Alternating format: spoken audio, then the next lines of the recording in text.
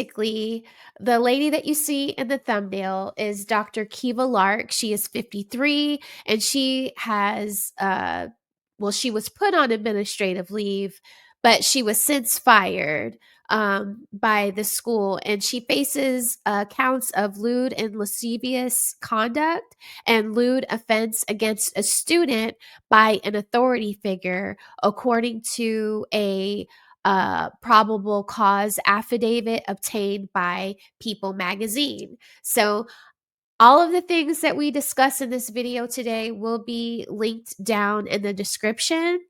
If you all would like to go and do your own reading and research, you all can start with the references I leave you in the description box. Please check them out. Okay, I'm gonna let this video play, and then we're gonna talk about Miss or doctor, right? Because she's a PhD, right? Like Kevin Samuels used to say. I wish I had that drop. I'm a PhD. I'm a PhD. I'm a PhD. And I have little kids rub my feet. Girl, misandry, you, doctor, must have studied misandry, because taking advantage of a little boy who is 13 while you are an authority figure at his school is a very, very, very gross, gross, gross, gross, gross act on your behalf. I mean, talking about abuse of authority. Okay. New tonight, a disturbing story. A now former assistant principal facing charges for inappropriate behavior with a student.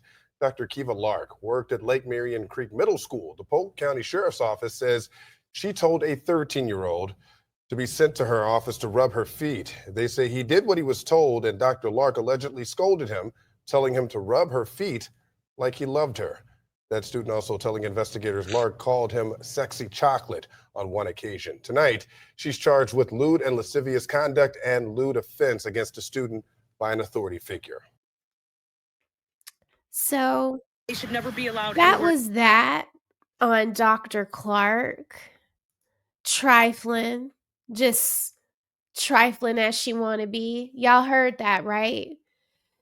This woman was basically passing him in the school halls after he allegedly, or maybe before he had massaged her feet, calling him sexy chocolate. So where do you think that was leading? What does that behavior tell you?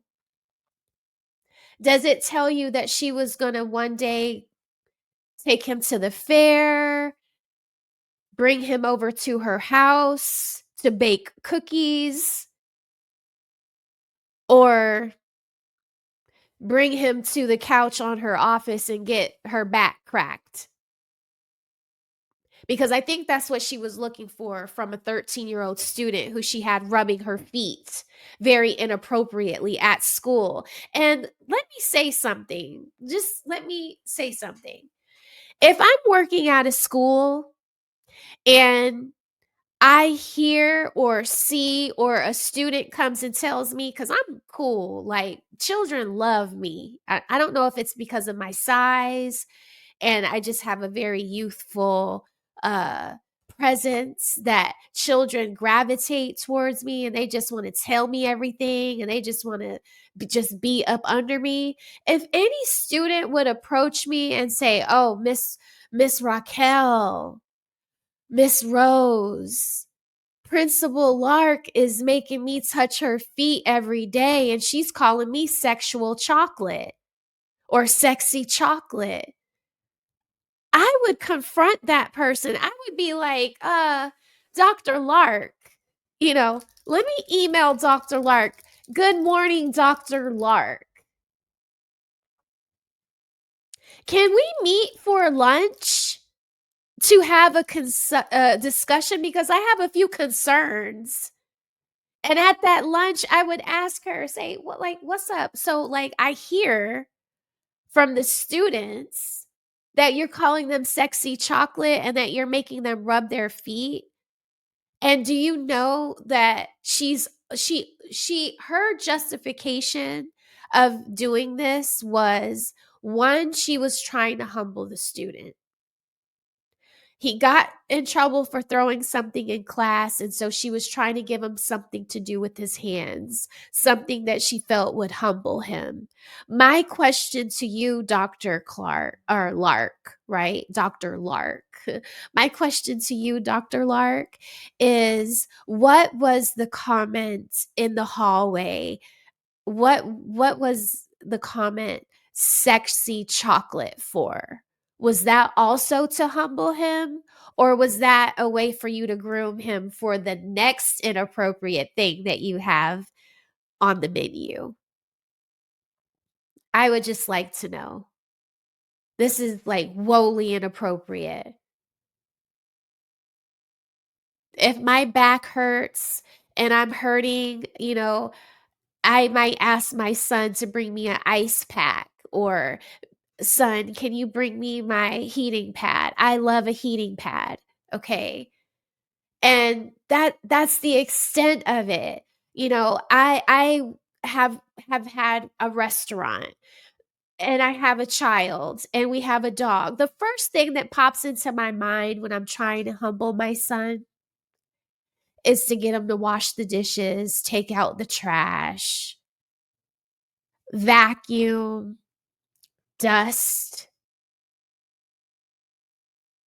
These are chores that he can do when I eh, during the time that he could be playing his iPad, or watching his iPad, or playing his PlayStation 5 or 6 or whatever.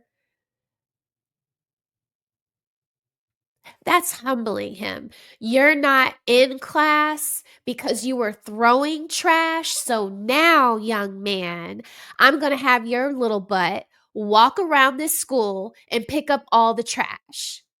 Or go find the janitor and see how you can help the janitor today. Or have his little butt walk out to the school buses with me later in the afternoon and collect all of the trash off of the school buses. There are so many other forms of punishment she could have used to humble the young man. Instead, she chose a very inappropriate way to do so, and it was through demeaning behavior, which involved making her feel good, not only mentally, but also physically. That's gross. That's gross. Dr. Lark, you are so inappropriate.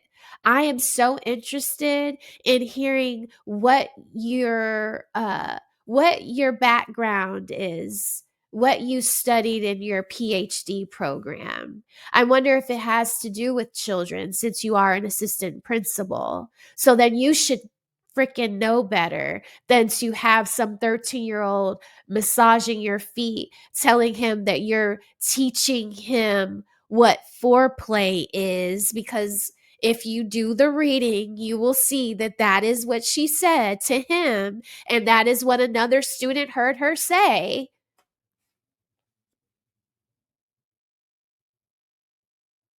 Teachers, if you hear about this stuff, you should say something. Don't let these weirdos get away with this bad behavior. Hold them accountable. Even if you have to, call on a hotline anonymously, don't let these children get hurt. Don't let them. And just because it's a little boy doesn't mean that it's not as gross as it is when it's a little girl. I'm sick of that too. These little boys need just as much as protection as the little girls do. So we should look at it just as gross and disgusting when a woman does it as when a man does it. I just, it incenses me that she has a PhD and this is what she does, and she clearly knows that she's wrong. She clearly knows that that was wrong. Okay? But you all tell me what you think in the comments. Do you all think that this behavior from these women is on the rise, or do you think it's always been like this, and But now the children feel more empowered to speak up for themselves and tell when these women do this kind of gross ass behavior, because it's gross.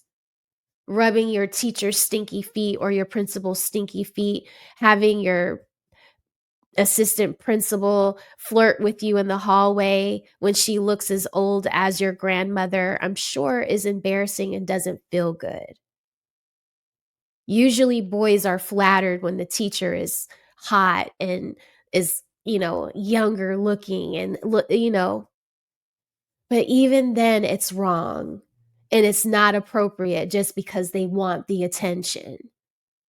So, lady, as a PhD, you knew better. So, I will be following up on you to see what you plead, how you plead, what's going to happen, what's your accountability going to be.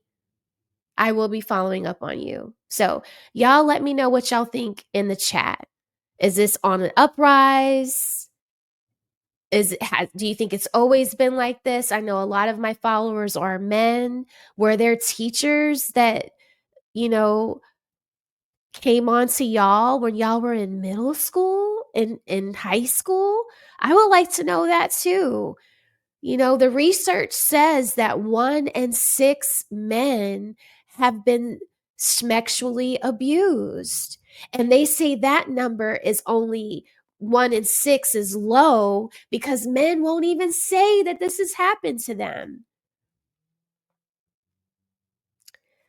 We won't even talk about the video I did on Kendra G and what was his name? Daniel Papa Don. We won't talk about that. What do y'all think, Rosebuds? Let me know in the chat.